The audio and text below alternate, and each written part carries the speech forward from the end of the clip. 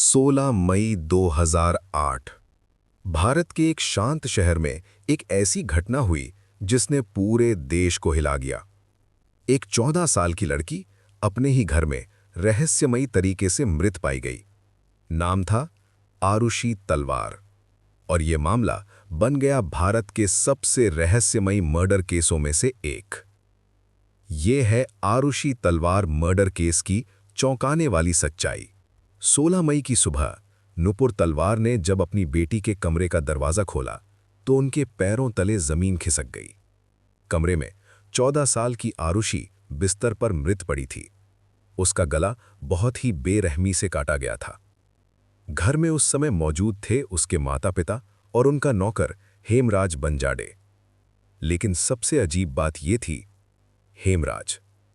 Police ने तुरंत शक किया कि आरुषि की हत्या शायद हेमराज ने की है। मीडिया ने भी यही कहानी चलानी शुरू कर दी। पूरा देश मानने लगा कि हेमराज ही हत्यारा है। लेकिन अगले ही दिन मामला पूरी तरह पलट गया। 17 मई घर की छत पर एक और लाश मिली और वो लाश थी हेमराज की। अब सवाल और भी बड़ा हो गया।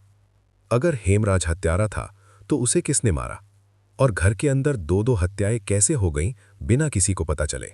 जांच धीरे धीरे एक चौंकाने वाली दिशा में मुड़ने लगी। शक गया आरुषि के माता-पिता पर, राजेश तलवार और नुपुर तलवार। जांच एजेंसियों ने दावा किया कि शायद माता-पिता ने गुस्से में आकर दोनों की हत्या कर दी। लेकिन इस थ्योरी के पक्के सबूत कभी सामने नहीं आए। इस केस ने एक और खतरनाक चीज दिखाई, मीडिया ट्रायल। टीवी चैनल्स पर हर दिन नई नई कहानियां बनती रहीं। कभी कहा गया ये ऑनर किलिंग है, कभी कहा गया ये कोई छुपा हुआ राज है। लेकिन सच्चाई अब भी धुंध में थी। सालों तक चली जांच के बाद 2013 में कोर्ट ने राजेश तलवार और नुपुर तलवार को दोषी ठहराया। उन्हें उम्र कैद की सजा सुनाई गई। लेकिन कहानी यहीं खत्म नहीं हुई। 2017 में इलाहाबाद हाई कोर्ट ने सबूतों की कमी के कारण दोनों को बरी कर दिया।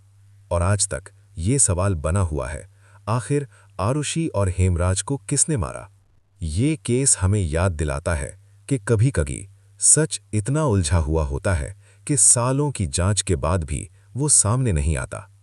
आरुषि तलवार मर्डर केस आज भी भारत के सबसे रहस्यमयी मर्डर केसों में से एक है और शायद इसका सच हम कभी जान ही ना पाएं। अगर आपको ऐसे ही रहस्यमयी और सच्ची क्राइम कहानियां पसंद है तो चैनल को सब्सक्राइब जरूर करें, क्योंकि यहाँ